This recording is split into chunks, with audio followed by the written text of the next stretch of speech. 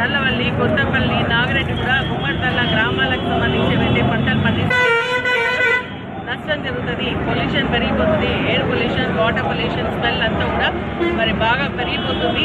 ఆ నీళ్ళన్నీ కూడా మళ్ళీ మన నర్సాపూర్ చెరువు వచ్చి నర్సాపూర్ చెరువు కూడా పారేటువంటి పరిస్థితి ఉంది. కాబట్టి ఆ డంప్ యార్డ్ నిర్మాణం వెంటనే నిలిపిదేయాలని చెప్పేసి ప్రభుత్వాన్ని డిమాండ్ చేస్తూ మరి పోలీస్ పహారాలో ఉన్నటువంటి ఆ గ్రామాలను కూడా నిర్బంధం నుంచి విముక్తి చేయాలని మరి ఇదొక లగచర్ల మళ్ళొక లగచర్లలాగా కార్యక్రమాన్ని నిర్వహిస్తున్నటువంటి ప్రభుత్వాన్ని నిజంగా కూడా మేము బాధపడతామనేటువంటి ప్రభుత్వాన్ని మేము తీసుకున్నామని అక్కడ ఉన్నటువంటి రైతులందరూ కూడా నేను చెప్పడం జరిగింది.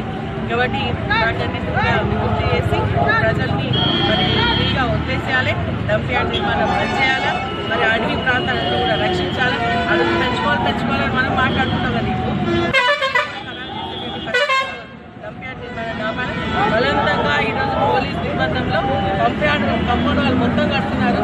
వందల వెహికల్స్ వచ్చి అక్కడ పని జరుగుతోంది. రేపు పొద్దున పని కంప్లీట్ అయిపోయి డంప్ యార్డ్ స్టార్ట్ అయితే మరి హైదరాబాద్ జిహెచ్ఎంసీ చెత్త మురికి అంతా కూడా తీసుకొచ్చి మన దగ్గర వేస్తే అక్కడ కాకులు, గద్దలు, ఈగలు, దోమలు, పురుగులు, పందులు అన్నీ వచ్చి మన ఆరోగ్య పరిస్థితి ఏమైంది ఒకసారి ఆలోచించాలి.